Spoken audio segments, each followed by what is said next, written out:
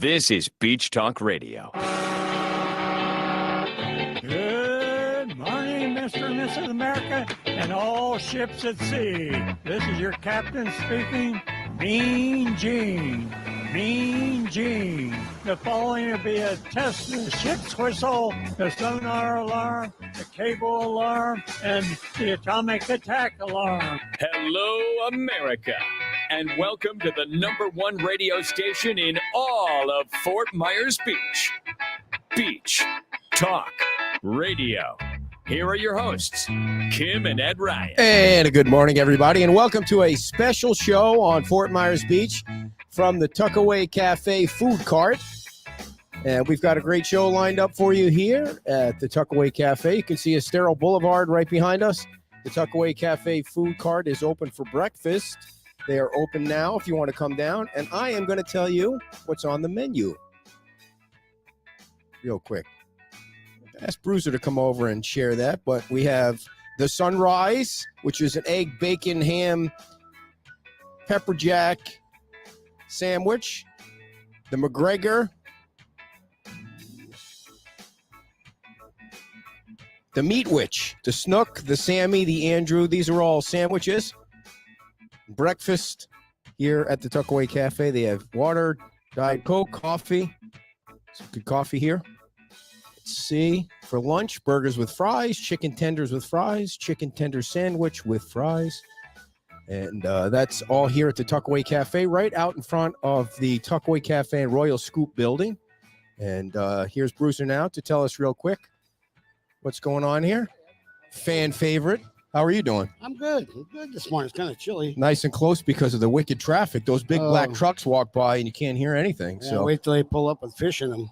That's a nasty smell. the mayor told us last night that it's starting to clear up with It looks the nice fish. out there. They're doing Yeah. a good job. It's so nice to wake up to a little chill in the air on Fort Myers Beach, and then the sun comes up. It's another Yeah. great day. Yeah, it's a beautiful day. What do you got going on in the truck here? Well, Heidi and Eliza are back there cooking up some. We'll have burgers after 10 o'clock, 10:30, something like that. Uh-huh. But they got all the Tuckaway's favorite sandwiches. You know, the Tasha's Secret, the Sammy. I like the Meat Witch. It's about that thick. Yeah. So green peas right there. Just You and also McGregor. you also have the fruit cart out. Got the fruit cart out. What's on the cart? We got cantaloupe today, Texas sweet onions, sweet corn. I haven't got them out yet, but I'll get it out. Sweet corn, lemons, limes, whatever you need for your drinks, cocktails. I see you got a lineup of stuff over here. Yeah, we got our Nice. gear out here. We got the yellow Vibe shirts and the hats and the cups. And I do have some hoodies because it's chilly. So if anyone's swinging It's by, chilly. yeah. So where do you get the fruit from? I go to Mockley. Okay. I run up to Mockley. They have a nice big produce market up there. Everything's pretty much fresh. You go up there, get it, and bring it back. It's fun.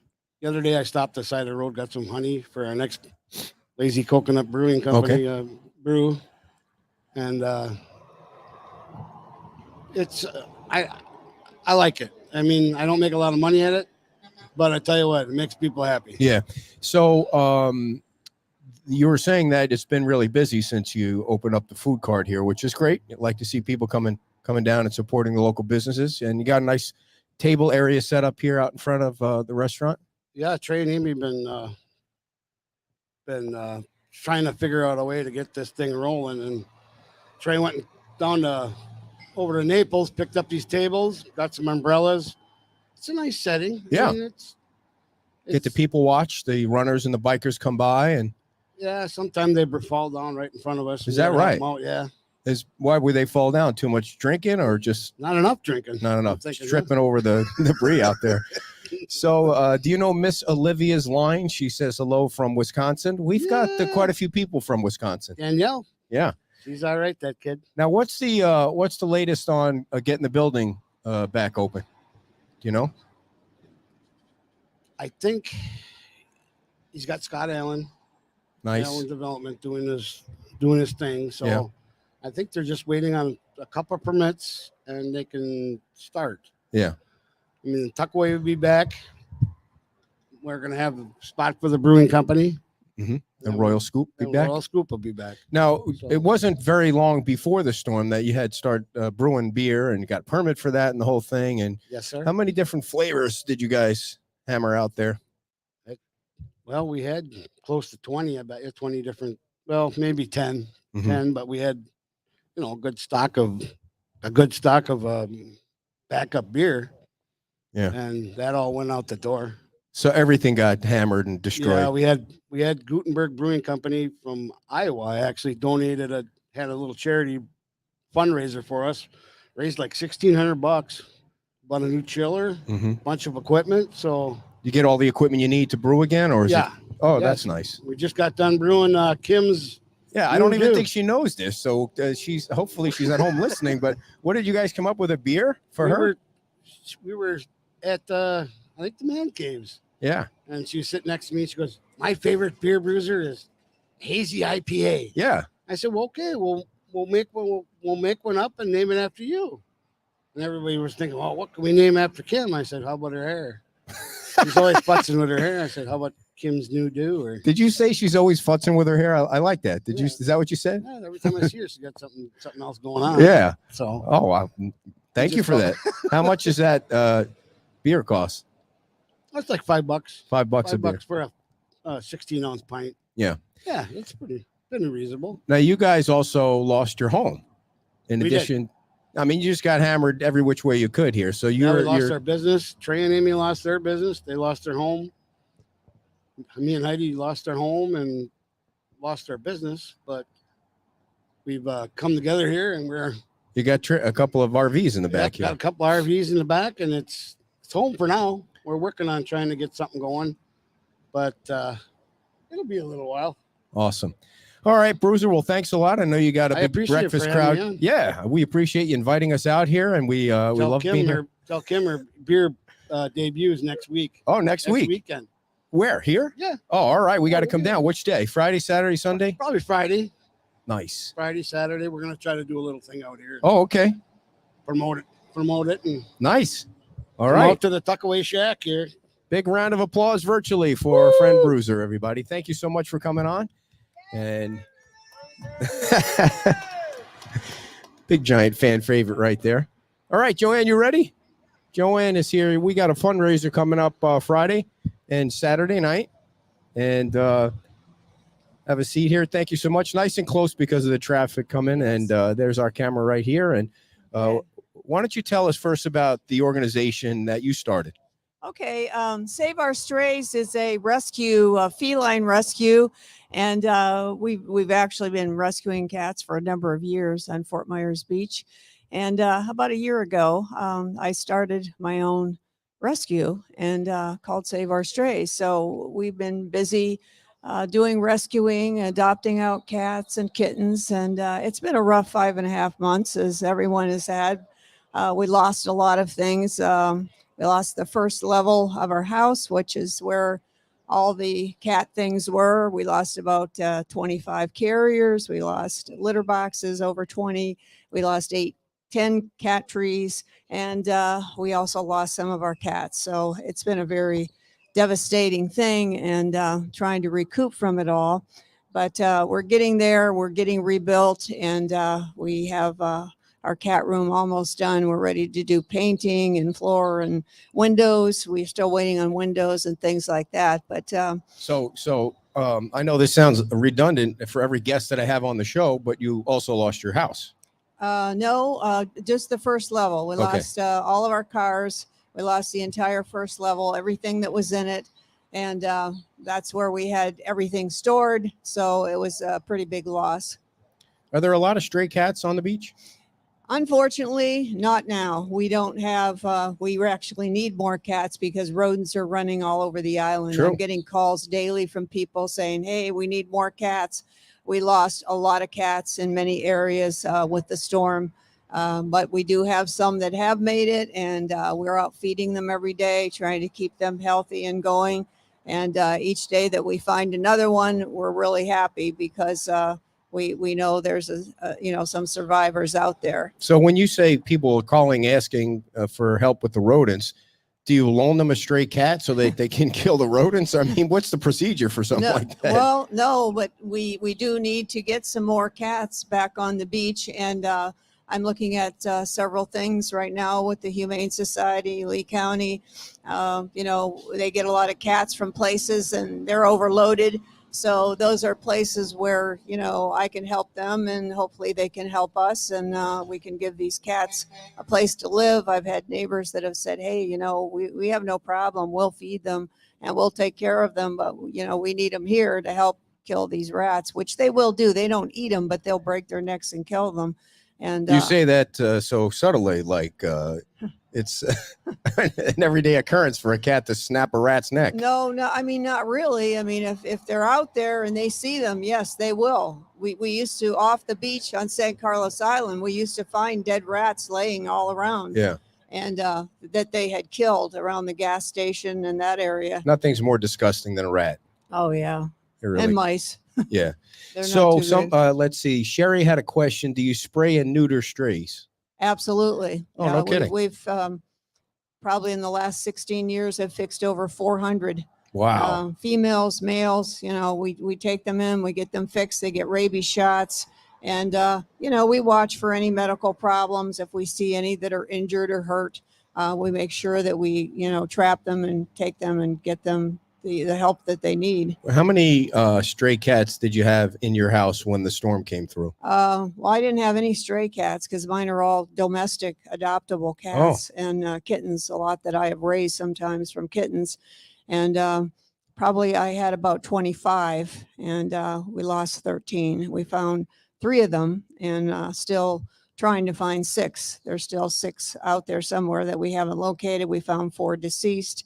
But I was catching them as quick as I could. The water came in fast. We never had water down on the south end. Our contractor said you never will because of the sandbars. So we weren't really like how far concerned down on about the it. south end are you? Close to the drawbridge. Okay. On the canal side. In a house or a condo? House. Okay. And it's a 3-level house. So that's what saved the upper floors. It was all built to code, and we had hurricane glass and, hurricane straps and all that when the house was built. So the living area was all standing. There is some damage, some cracks in walls and things like that have been fixed. But the main damage was on that first level. So you have a fundraiser coming up this weekend. Tell us all about it. Yes, actually starting tomorrow is going to be on Avita Pescadora at 5595. Where is that road? It's a home that's on the south end. And Give us a landmark on Estero so people know. Yeah, I have trouble finding it myself in the dark. Well, you can't find anything in the dark Yeah. on this road. I know, because there's no lights and you can't see the names of the streets. Right. But, they are lovely street signs, though. They just might need a little lighting. Right. It's past Publix, and it'll be on the left-hand side. Okay. And the turn that's there, I find it because there's a house right on the corner that has a cupola, a round cupola on the top of it. And that's how I usually... What is a cupola? One of those round extra rooms they build on the top of the house. Okay. And then you can set up there and see I the see. sunset and Very all nice. that. So that's kind of a mark where you can turn and go down, and then you go all the way down to the very end, and it's on the lagoon down there. The house is right there. So it's a big house, 3-level house. And so it'll be in the driveway there. And we've got lots of items for people to buy, and those that have had everything, lost everything in their homes. There'll be household things, and we've got some big dog cages and a lot of different things, clothing. And then we also will have a silent auction that people can bid on things. We'll have tables set up with various items, and they can bid on those. And we're also going to have a 50-50 drawing, and they can buy tickets for that. And then on Saturday, around 5 o'clock, we'll draw that ticket and have a winner for the 50-50. Can you give the address out again so CJ can write it down? Maybe somebody can type it in also if you're watching. It's 5595 Avenida Pescadora, which Yeah. is that how you say it? I don't know how you say it. That well, sounds right. I Sounds think, right to me. I think so. I mean, looking at the spelling, that's kind of how I It's do where it. the bungalow is, at the end of the driveway, at Right. the end of the street. So what is the money going to be used for? Well, it'll be used for vetting the cats, that's what our biggest bill is yearly, because it costs quite a bit to get them spayed, get them neutered, get shots. They get vaccines, they get stool tests, and they get a test for AIDS and leukemia. So by the time you do all these testings, it's about $185 at least per cat, and can be even $200 if you have to do some extra testing. So that's where the most of it will go, is for that, plus replenishing all the things that we've lost, like cat trees and carriers and things like that. Because right now we're operating on limited amounts of things, and so that's what we're having this fundraiser for, to try and help us get a lot of items that we need. And of course, we're always open to donations. We have a PO box in the trailers at the post office, and so anything can be sent to PO Box 5014 also. And any donations that anyone would like to send, we would be very grateful. P.O. Box 5014. 5014. And that's 33931. 33912 at the post office. Is it 12? Yes, Yeah. they have their own. They have their own number at the post office. Okay, we'll need to double check that. But as long as it's, is there a website people can go on and donate, like a Venmo? You got a Venmo or Well, something? we're in the process of setting something up like a Venmo. That's something we needed to do, and then a hurricane came and things, got messed up. But we are going to set up a way for people to donate that way with, Venmo or something similar. PayPal, Venmo, something like Right. that. I think people that are across the country, when they hear something like this, they just want to help quick. And if you make it quick and easy, they're happy to give their money. Now, when a stray cat snaps a rat's neck, do you think it's painful or they die instantly? I hope it's painful. I have no idea, but I would think it would be quick. Yeah. And I think it probably is quick. I mean, sometimes mice, they're like a toy to play with. I mean, they'll chase them around and play with them, and then the mice finally, We have a bulldog who likes to play with the mice at home. It's crazy. Yeah, like a little toy. Yeah. No, I'm just kidding. We don't have mice back there. Well, you never know. Yeah. Well, we did have a couple, the palm trees over the house, and all of a sudden you got one of those varmints crawling around on the roof. And then, when those things die, it's not a pleasant odor if you don't know where it is. Oh, exactly. It can be. I mean, if they get in your attic too, we've had that happen. Yeah. When we lived off the beach, and we had a whole nest of them that got in from those palm trees that were next door. They got on the roof and somehow got in the attic. And that was not. Kim likes to take a BB gun and shoot a few of them out of the trees. No, I'm just kidding. She wouldn't do that. And I wouldn't say that if she was sitting here. But so tomorrow night and Saturday night, and it's going to be actually, like a yard sale. It's during the daytime. It actually starts at 8 a.m. tomorrow. So it's going to be 8 to 5 tomorrow and 8 to 5 on Saturday. And it'll just be a fun thing to help us out and help the kitties and get us some funds so that we can move ahead and do all the things that we need to do. Now, you what is your love for stray cats? How did that? Some people are friendly with dogs or birds, or you don't really hear stray cat love very much. The thing is, we have a lot of problems with that because a lot of people don't understand that, the cats have to be fed and they don't want them in their neighborhood or on their yards, but actually they should welcome them because of the fact that they are going to keep the rodents away. And I always was a dog person. I never had a cat of my own, but 16 years ago, I got involved with Lee County Animal Services when they started their TNR program. And that was to start trapping, neutering, and releasing cats that needed to be caught and fixed so that we could stop multiplication. And that's how I got involved with this program. And one thing led to another, and I worked with other rescues, and I would trap the cats, and the ones that were tame and adoptable, I would call them and say, hey, I've got this nice cat that needs to be adopted. And then they would take them and get them adopted. And so then I decided, you know what, it's time to start my own rescue and do my own thing. So that's Great. how we got where we are. Now, what is a house like with, would you say you had 25 cats before the storm? Before the storm, yeah. How do you maintain a functioning household with 25 cats Well, running around? they had their own area. See, that's what was on the first level. I see. You know, they had a big, huge room with windows and all kinds of toys and cat trees, and you know, it was set up, you know, very nicely. And so that's what we're going to have. It's going to be even better now because the room has been set up so that there's room for kittens and then there's a room for adults. And that was something I was going to do last year, and I'm glad I didn't because it would have been all wiped out and would have had to redo it. Did you ever teach a cat to do anything? Like, I mean, dogs can roll over and beg and things, but cats, they don't really do anything, do they? No, they can. And they can be trained. Really? They can be trained. Like, what is, they can do. have you ever trained a cat to do something cool? I haven't myself, but I see. I do have one that sets up like a prairie dog. Really? She'll stand. You got on video her, of that? Because she goes on her hind legs and she'll set up, and she'll sit there until I rub her tummy. It's really cute. In fact, she just got adopted, and she's in a home now, and the man loves her. So we've been doing really well with adoptions and getting calls as far away as Venice, Florida, and Sarasota, and different places that are seeing our cats online. We have 3 sites we're on: Adopt a Pet, Rescue Me, and another one. So they see them online and then they call, and you know, we get them adopted. Yeah. I haven't seen any cats on the island since the storm.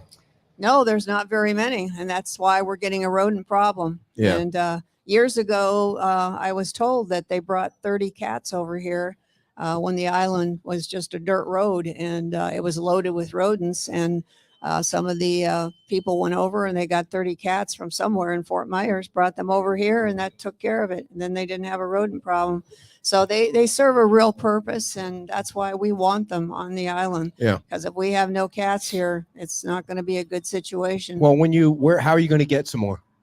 Well, like I say, there's plenty of places that need help, and you know, like the humane societies and Lee County, you know, they rescue and get cats every day, and sometimes they need help, you know, from others to get them homes when they get overloaded, and a lot of them are, you know, are overloaded. Yeah. Especially after the hurricane, because there were so many stray animals that were all over that had gotten out of homes and gotten lost. So you know, it's a constant thing when you're in the rescue business. So to keep. Go ahead. So give everybody all the details of the fundraiser out one more time. Okay, it's at 5595 Avenida Pescadora, which is on the south end of Fort Myers Beach. There will be signs out by the street too, so that will help people find it. And it's 8 to 5 on Saturday and Sunday, or I mean Friday and Saturday, but it may be open on Sunday too if there's still a lot of things available. Also, if anybody has anything they want to donate, as long as it didn't go through the flood and has mold or anything like that on it, we can take it, we can pick it up, or you can bring it to the home at that address, and or we can pick it up. We've been picking up some items that people have been calling about.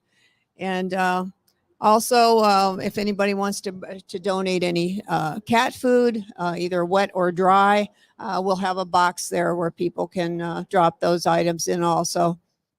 When you pick the winner out on Saturday, maybe you can send it over to me and we can put it on our Facebook page. And if you have any pictures from anything, we'd love to write a follow-up story. Yep, we will do that. We'll get some pictures, and when we pull the ticket to get the 50/50, we'll definitely let you know. Awesome. Well, thank you so much for coming on. Good luck this weekend. I appreciate you coming over early and driving all the way down here. So those are yours. You want to, or you want me to have them? Do you have one? I have one, yes. And I printed out a couple too. So we'll talk about it on our show tomorrow and Saturday also, and keep people informed on what you're doing. Okay. All right. Thank you very much, Joanne. Appreciate your time.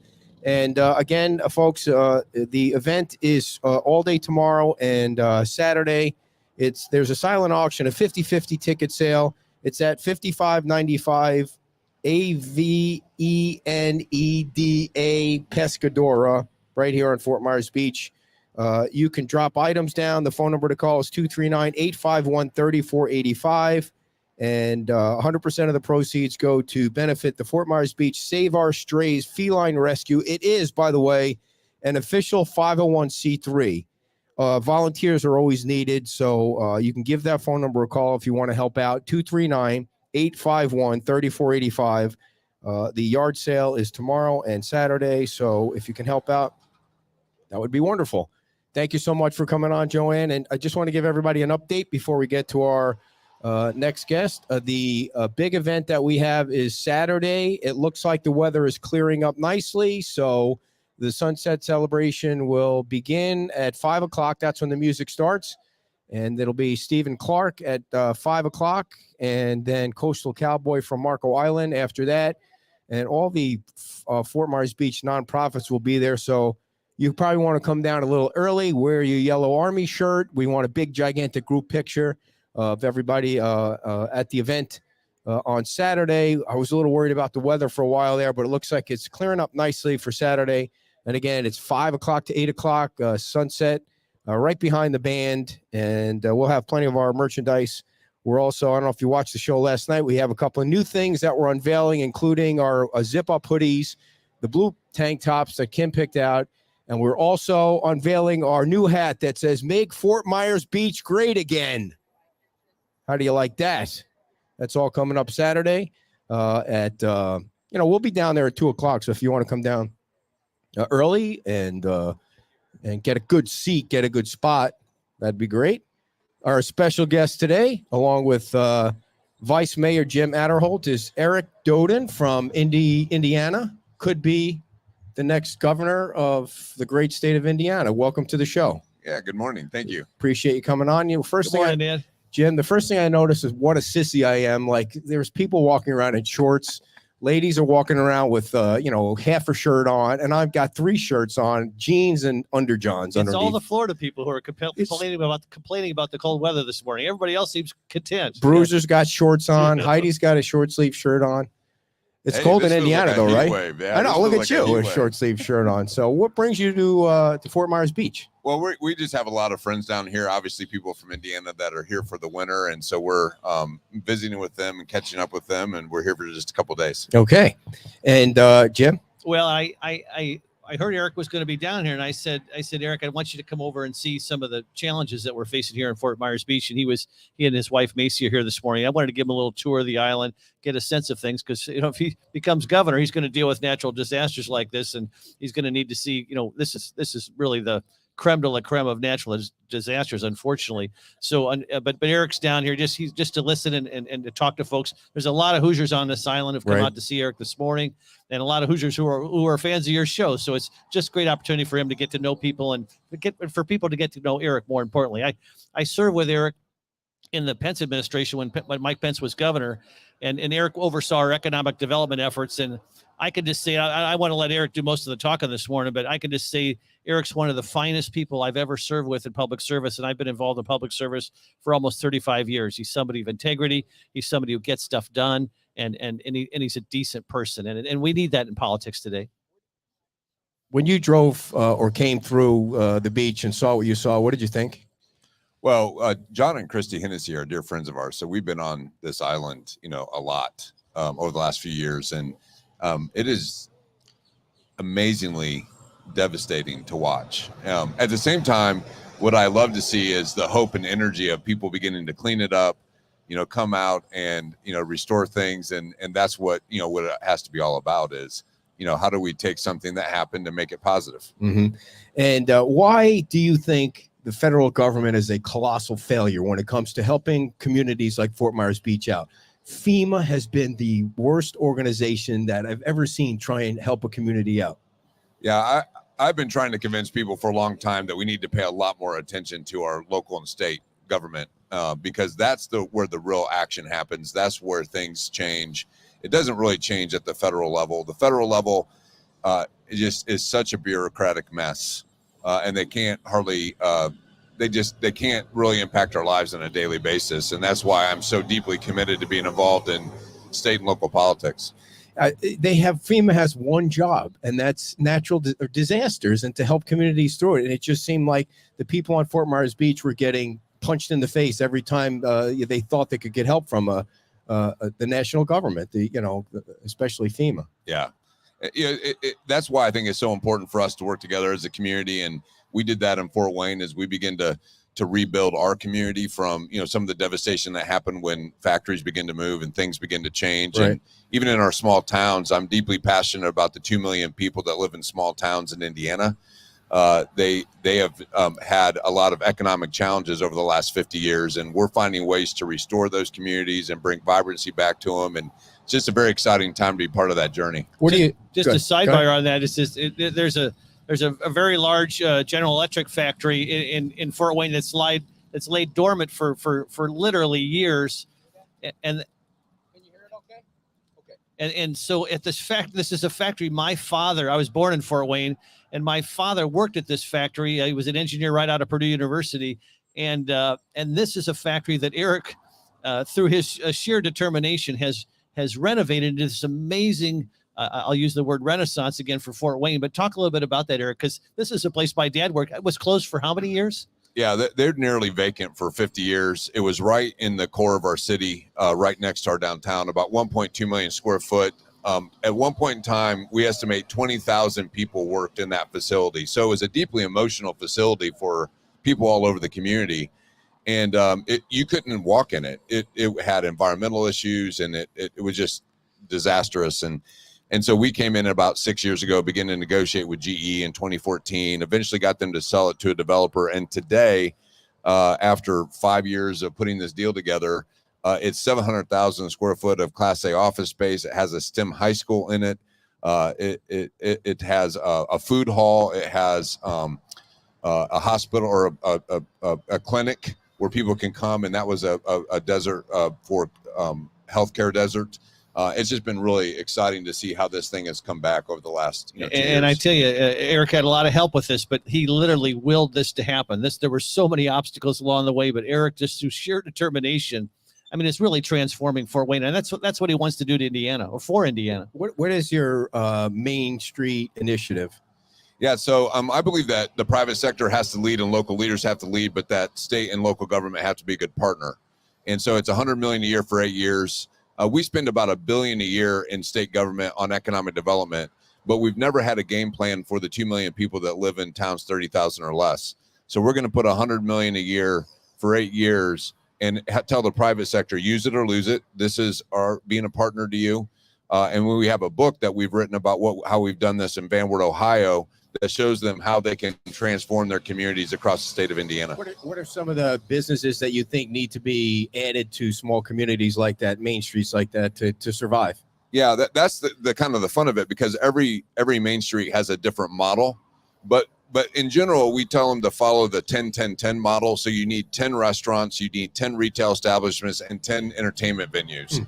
And now every community may have a little different model than that. Some are going to be more business heavy. Some might be more entertainment heavy.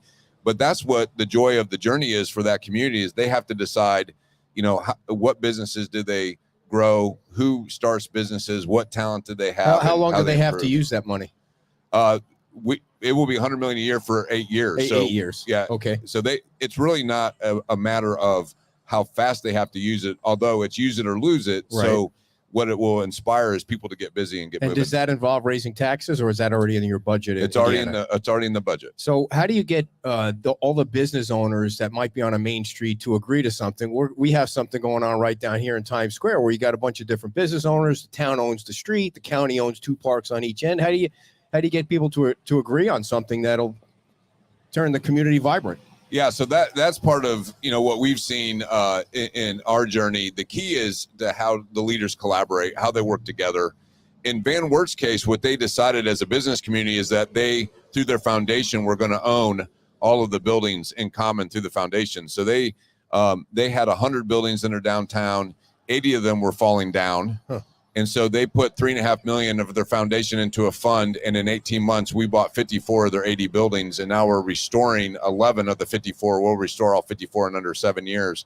We think it's the largest project in the United States right now for a town of 10,000 people. And that's all foundation money. That's not government money. Not government money. This That's is how all things get done. foundation money, business led. And they kind of see it like the Packers model, where they felt that they wanted, how the Green Bay Packers, my wife's from Wisconsin. So we got a couple Green Bay fans. Your quarterback's coming to the New York Jets, by the way. I know. I'm sure I it know. seems like the people in Green Bay don't really care anymore.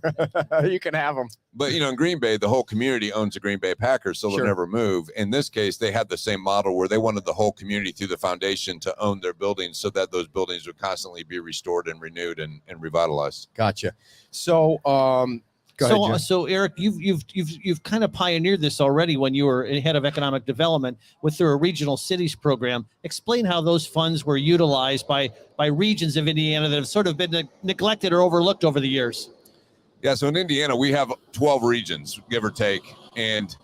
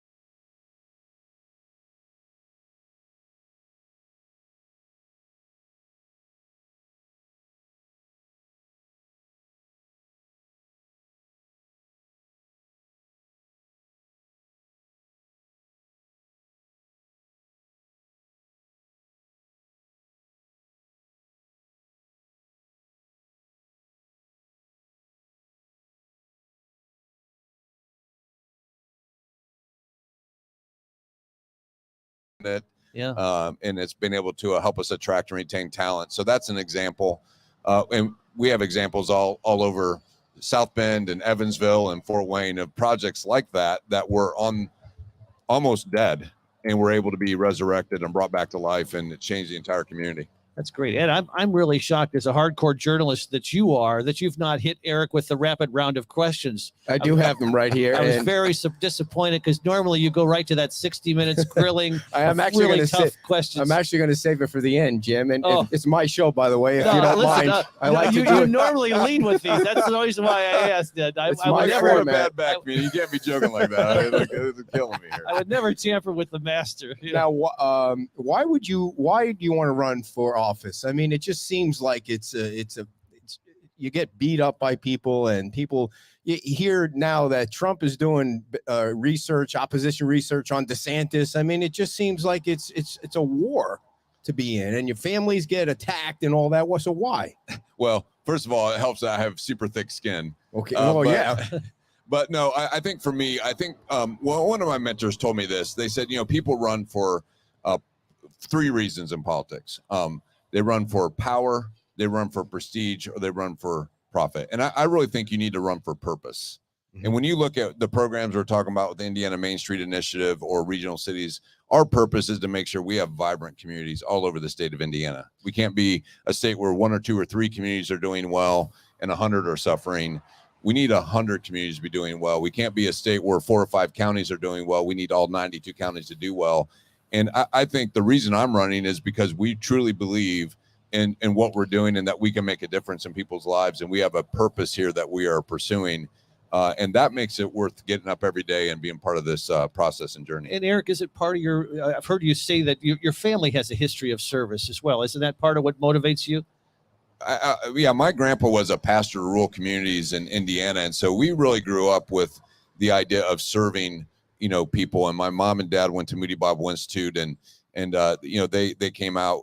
My dad was going to be a pastor for a couple of years, and then really felt called into business. But our whole model and our whole family value system was about serving and serving others and being a part of a community, whether it was a church community or a local community. And that's just been a part of our life story and our journey. And you're not running against somebody easy either. You're running against a sitting senator. Is that right? Yes. So Mike Braun and Suzanne Crouch. But that's what I'm excited about. We haven't had a contested primary in Indiana in the governor's race in 20 years in the Republican side. And I think it's going to be a really healthy debate. I think we're all going to have to bring our visions, and the people of Indiana are going to be better served for it. And what kind of money does a candidate in Indiana for governor need to raise?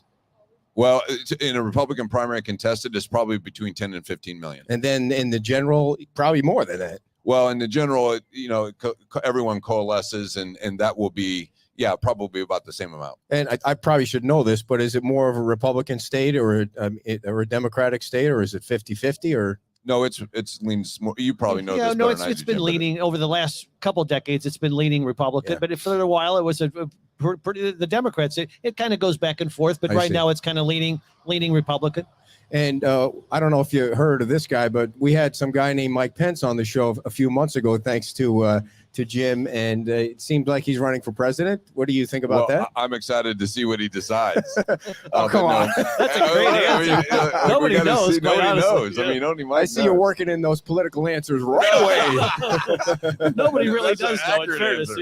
yeah. So what can you say to the small business owner on Fort Myers Beach after seeing what? I mean, we're sitting right in front of one. If you look over here, you can see there's a building that's in the brush right here. I mean, it's everywhere. It's crazy.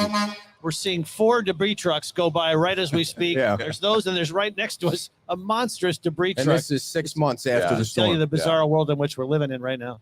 Well, my kids would tell you this. My favorite word in the English language is grit, and grit is passion plus perseverance. And what I know that when you get in these situations, what you have to have is grit and determination. Keep working hard, keep busy. I know we have the Yellow Army that is helping, but that's what it takes. And then what my dad always told me and my coaches always told me is don't overestimate what you can do in a year and underestimate what you get done in 5. And so I think you just got to have a gritty attitude. You got to just take your role on your back and make sure you do your job every day and come out here and in a couple of years, we're going to see this thing back better than ever. 1 year, right, Jim? Not a couple. One year. Functional paradise in 1 year. Now we've got some longer term projects. Don't get him angry but about that, Functional Eric. paradise within 1 year. Yes. Jim and I have talked about it. Like, Yeah. I love that functional paradise in 1 year. So- I think it's a good goal. Why should people in Indiana vote for you? Well, I think they should vote for me if they like our ideas and our policies. I think that if things like zero cost adoption has been very popular as we traveled the state. We've been in 50 counties, met with 3,000 leaders, and I think that our program really is about making sure that we have vibrant communities across the state, making sure that we protect the vulnerable, and then making sure we have efficient, effective government. And I think that's resonating with a lot of people across the state. Zero cost adoption. Did you already explain that, or is that you just kind of? I just kind of threw that in What there. is zero cost adoption? Well, one of the That's what it things sounds like. I'm guessing. Yeah, one of the things that we have 13,000 kids in foster care that would really love to be part of a loving family. Wow. And so we want to make it easy for people to adopt those children and then support them. As I told voters across the state, we can either invest in people up front or we can pay for FFSA, which is family services, later in life. And so, Or the prison system. or the prison system. Yeah. So God forbid. Yeah. but what happens is with people that I know that have talked to me about this, when they adopt children that have a lot of background or trauma, it can be very expensive with some of the coaching and some of the things that they need. And so we want to have this fund that will then help those families make sure they have the resources to make sure those kids are successful and grow up in a way that allows them to have the best chance and opportunity for success. Do you think? What does it cost to adopt a child in Indiana right now, average? So what I've heard is if you're adopting out of foster care, it can be about $5,000, $2,500 to $5,000. But the real cost of adopting someone out of foster care even comes over the years that you have them as your child. And so that's where that fund can step in and help with those costs. But in terms of actual more traditional adoption, it's about $50,000 now. That's to right. Be able to Yeah, adopt. it's Wow. quite stunning. Yeah. Yeah. Generally speaking, do you think people pay enough taxes, or would you like to see them pay more? Generally speaking, all of our ideas require no new taxes. So, Jim, anything else you want to make sure we cover? Eric, just talk a little bit about what you've done in business a little bit. You've got a business background, and you went to Hillsdale College, which I always find impressive as a conservative. But but your background in business, you've been very successful over the years. And talk a little bit about your business background and what your experiences have been in the private sector. Well, actually, what's going on here right now is a lot to do with our business. So when I got done with college, I went into automotive sector and discovered within 1 year I did not want to be in corporate America. They had more rules than my Baptist church. So I'm like, no, I need to go back and be an entrepreneur. So we were in the rebar business. And so a lot of what we did was supply rebar for construction projects like this, where they'd pour concrete. And after a successful 13-year journey in that business, we sold that company. And then I left the family business and started my own company in apartment development, because I was tired of all my work getting buried in concrete. So that was at least my joke. But so I've been with John Hennessy and Scott Sorensen now for 12 years. We do about 2 to 3 projects a year in smaller communities that we think are underserved. And that's been an important part of our business model, is we try to do business in communities that do not have enough housing. And that's been what we've been doing, along with being able to serve in state and local government over the last 13 years. And when did you start running for office? And what was your first gig? Well, my first run for office? Yeah. My first run was in 2011. I ran for mayor of Fort Wayne, and that's when I met Mike Pence, and he asked me, I lost that in a primary. Okay. Learned a valuable lesson. Don't start late. Okay. Especially when you have a low name ID. But then I met Mike Pence, and then was able to, he asked me to head up economic development for the state of Indiana. So I did that for 2.5 years. That's where Jim and I had the privilege of working together. And Jim was a big part of our success. He was one of the leaders that was truly a servant leader and empowered us to do our jobs well, and always had our back, which is a very important part of that journey. You're very kind, Eric. Yeah. But yeah, It's a so love fest. and then It is a love I know fest. it's a love fest. I'm sorry, but we do have that going for us right here.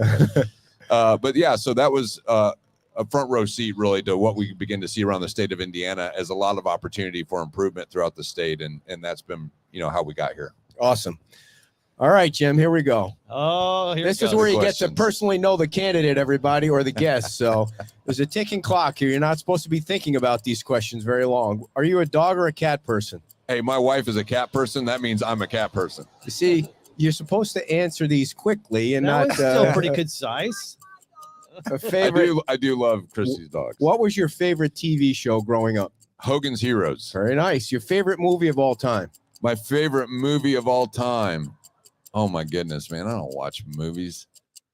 Macy would know. Next question. Oh, No pass on that do you one. want to phone a friend or something? Yeah.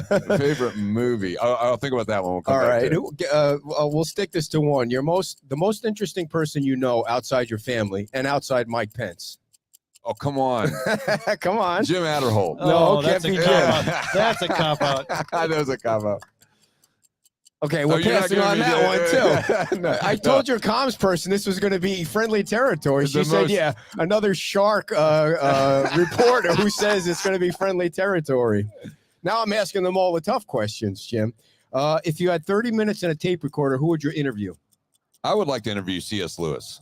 Okay, for people that are watching, who is that? That might not know. C.S. Lewis wrote he was one of the finest thinkers in Christianity and modern. And they called it the Modern term era. as apologist, but he really is somebody who explained and thinks through Christianity. And he wrote a litany of books, many of which are bestsellers today.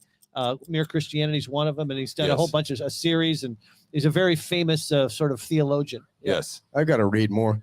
What is your most embarrassing moment in life? Okay. All right. He knew he was getting ready for this one. You must have told him about this one, Jim. I did get ready for this one. I got to admit. So we were about our first year of marriage. My sister-in-law, my wife, and I went and played basketball. And when we got back, I came in after them, and my wife was standing at the window looking out opposite of me. And so I go running up and I give her a little pat on the backside, a little pat on the bum, only to find out that it was my wasn't her. sister-in-law. When she turned and looked at me and gave me that look, I had actually had some crackers in my mouth, and I think I spit them up all over the That's window. a good one. That's a new one right fairness to there. me, though, they look a lot alike. So, I mean, like, come on. Let me ask you a follow-up question to that. Now, was that the last booty you ever tapped? I'm definitely putting on that one. No, that is yes.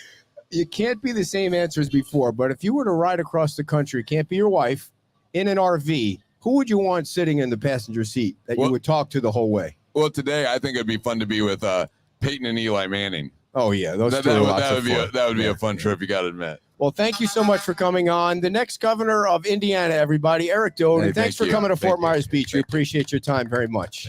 Thank you, Eric. And now, Ed, we've got another sort of famous Hoosier here. Do you want to have let's Tom do on it. real quick? Tom, are you ready to go? We got an old radio guy coming on here. An old radio guy. Thank you very much, Eric. Thanks, Grab it. And for folks at home who are from Indiana, please, Eric, do you want to see your website just so people sure. can figure out what you're... Yeah, it's dodenforindiana.com. Nice and easy. I like it when it's easy. So tell your friends and neighbors about Eric, and please check him out because he's really a decent human being, and he's the next generation of leadership for Indiana. And that's so we're thankful. D-O-D-E-N. Yeah, D-O-D-E-N. Thank you. Jim's bringing everybody from the Hoosier State. This next fella is another advisor, a senior advisor to Mike Pence, and an old and dear friend of mine as well. And he's a radio guy. Watch the sand there. So Ed, help Tom out for a second. You are just retiring as the editor for what magazine? Because I'm sure Tom's a subscriber. I've been the editor of Radio Ink magazine for 20 years. Absolutely. Yeah. Absolutely. I see you've got your roadcaster here. Yeah. I got one of those guys. Yeah. This is an Adderholt setup, by the way. I must tell you. He offered free breakfast to our good friend Lonnie Zarnicki and I. And now he throws me on your show. Nice. Now, for people watching, is your show on Sirius now, or is it on? It is indeed. It's on Sirius XM, the Patriot channel 125, and we don't compete with Ed, but how can you? Come on. We can aspire. So, how long have you been doing radio? About 11 years, as a matter of fact. Did the show for 9 years before Adderholt had this crazy idea that Mike Pence ought to accept the vice presidential nomination from Donald Trump. I joined the White House, worked there for 4 years. Do you know the story about Adderholt turning Pence down? Here it goes. I do not know the story. He's told a lot of stories on our show, but not that one. Well, Jim has a philosophy. All his stories might not yet be true, but at some point in history they will be. So, but this story actually happens to be true. Governor Pence at that point had been selected as the vice presidential nominee in 2016, was desperate to staff up the White House. And naturally, the first person he goes to ask to be his chief of staff is Jim Adderholt. This is not true. And Jim, no, it's embarrassing, I realize, for you, but that doesn't derive from its truth. So he asks Adderholt, and Adderholt says, "No, I'm moving to the beach." And we all thought that was a joke. It wasn't a joke. So Adderholt turns down the vice president of the United States so he can be on beach radio with Ed. Wow, that was a long setup for that one.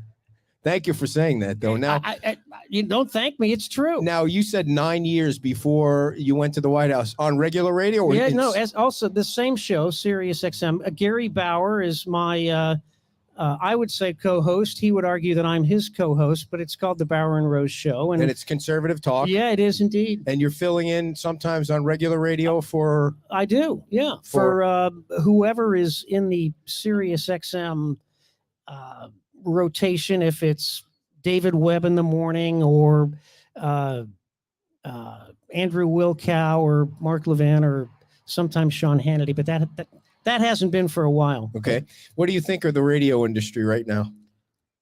This is a family show, right? Not really. I mean, you're welcome to say whatever you want. I was warned that you might be vulgar or something like that. Yeah, Jim thinks I have a volcanic temper, so I've taken my medicines this morning and I'm properly sedated. It's a fun industry. If you're looking to support a family, I would encourage anything else. For sure. But well, I think that since Rush passed away, the entertainment value in that lane has really disappeared. I mean, the two guys they have on now, they can't get past the COVID thing, and they're so pro-Trump. There's no entertainment to it at all. It's like listening to the same thing over and over again.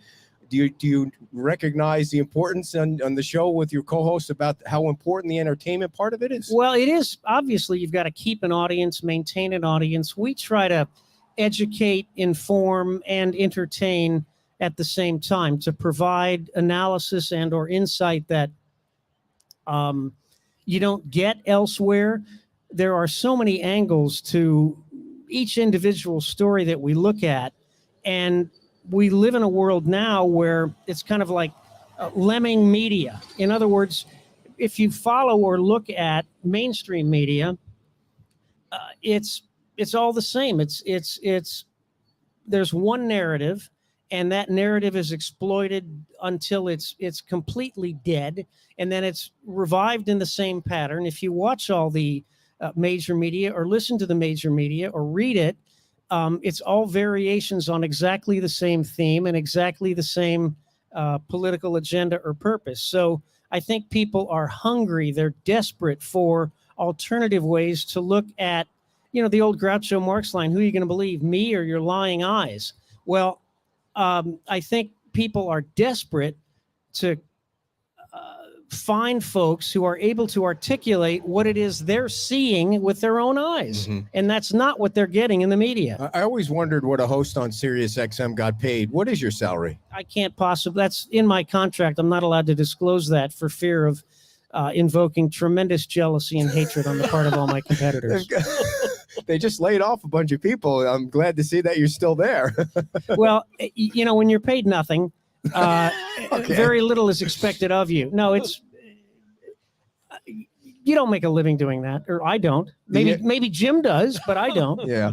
So, Jim, I don't want to. No, please, you Override guys, you the radio here. guys, Yeah, you guys go. Now, Tom does have an interesting history. He's a best-selling author, and his book was made into a movie. A little bit, they kind of turned it around a little bit after your original book, but it was still a fun exercise that you were part of. Do you want to talk a little bit about that, Tom? Yeah, I was waiting for the question of what my favorite movie was. I'm sure. which you won't duck. Like Eric ducked that one. You won't duck. What is your favorite movie, Tom? Well, my favorite movie is not the one that I was responsible. My favorite movie, obviously, is Hoosiers. There you go. Good That's a answer. Playing to the cop-out, crowd. so, yeah. Playing to the crowd. So your book was about 3 trapped whales. That's right. It was indeed, and the movie was called Big Miracle. It premiered in 2012, the weekend against Star Wars Returns. I wasn't exactly responsible for the marketing aspect of that. It's a fun movie starring Ted Danson and Wow. Did Ted Danson Drew play you? Barrymore. No, this guy, John Krasinski, played me. It was a fictionalized version. This guy, as a young reporter, had managed to have affairs with all these, cute women. That was fictionalized, unfortunately. I see. Yeah. I see. So the book sold how many copies? In Japanese, it sold about 312. Are you saying the Japanese care more about whales than Americans Well, do? and in Sheboygan, I think we sold about 16. No, the whole thing, I think, at the end of the day, was about 70,000. It was a pretty good run. Yeah. So when you're, by the way, do you know Jeff Smullian? I do indeed, Okay, very yeah, well. Yeah, sure. Know Jeff for a long time. Well, Oh, and good. Tom used to be part of a show, the Garrison Show. He would always sub for Greg Garrison that was on WIBC, which Okay. Jeff Yeah, owned and yeah. so forth. And so they have a long time partnership. Now, is your show mostly pro one candidate or another? Are you on the DeSantis or Trump team? What's your angle on that whole Well, thing? it's a good question. I mean, I think there'll be other candidates. It's been an interesting week, for instance, with Governor DeSantis issuing his statement that was aired on Tucker Carlson Monday night about Ukraine. Ukraine. I think that'll be a critical issue as the Republican field develops. Adderholt here knows a lot more about this than I do. And I trust his judgment a lot more than I do my own. Although I will say I trust my judgment because whatever I predict ends up not being. Okay, I've completely It's forgotten. wrong, right. I've completely forgot what my question was. So Trump or DeSantis. Well, then I yeah. succeeded because I Yes. dodged the yeah. question. So if you had to vote today for Trump or DeSantis, who would you vote for? You're a talk show host, man. No, Answer I the know. Well, question. I'm heading into a tunnel. You're breaking up on me. Are you playing one side or another on the show yet, or are you just Well, playing no, it I mean, down the middle? I happen to like a guy from Indiana. I mean, Adderholt hasn't announced yet his candidacy, but if he doesn't and Mike Pence does get in, like Jim, I'm a close friend, a 35-year friend with Vice President Pence. Talked to him this morning, as a matter of fact. Look at you name dropping. What was the conversation about? No, I mean, he's the name dropper. He drops, see. he When drops my name. Can I get a cell phone number from you so maybe I can call him one morning just see how he's doing? You, Ed, must be the only guy in the country that doesn't have Mike Pence's cell phone number. Now, when you call the vice president, what do you say to him? What do you Well, say? How what you makes doing? you assume I call him? All right, Why don't you come think on. he calls me? Nobody calls radio hosts for any reason. That's what I think. So Tom wasn't a formal part of the administration when Governor Pence was governor. That's because Jim fired me. But Tom That's would because come Jim in. fired me. Tom served on the Judicial Advisory Committee. Jim fired me. Is this a true story? It's a Keep true saying it. story. No, Jim, this is not he true. was very polite about it. Yeah.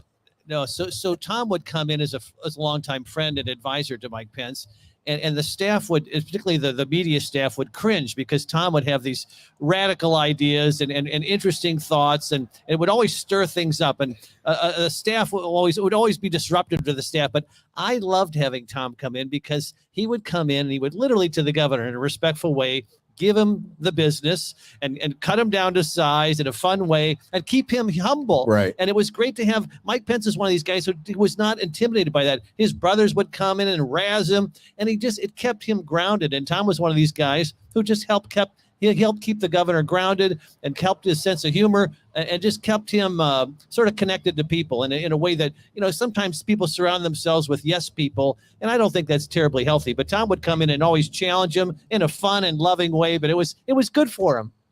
And I loved our having him dear around. friend Lonnie Zarnicki, who's been as close to Vice President Pence as Jim or who's mine. here with us this morning. And he's Yes. sitting there like stone-faced. He knows what Adderholt's saying is not true and an exaggeration, and he's sitting there and letting him get away with it.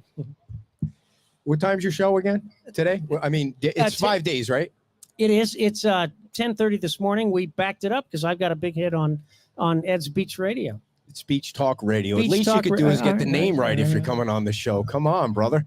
Well, thanks for coming on. Thank and Now, thank wait a you. minute, Tom. Before you Oh. go, you got your start Wait, down here. it's his show, not No, yours. this is a little tidbit that's kind of fun. You got your start right out of college working for Wing TV as a reporter, as Oh, a no beat kidding. reporter in Fort Myers, correct? That is 90% correct. Okay. My very first job out of grad school was WBBH TV here in Fort Myers. Wow. Oh, very interesting. TV guy. Do you have Wink, any? Wink was the competition, Jim. Do you have any great stories when you were a Florida reporter down here? None that I can repeat on family radio. What was your salary when you started working at Wink? I can tell you exactly. My salary at WBBH was $11,600 a year, Wow.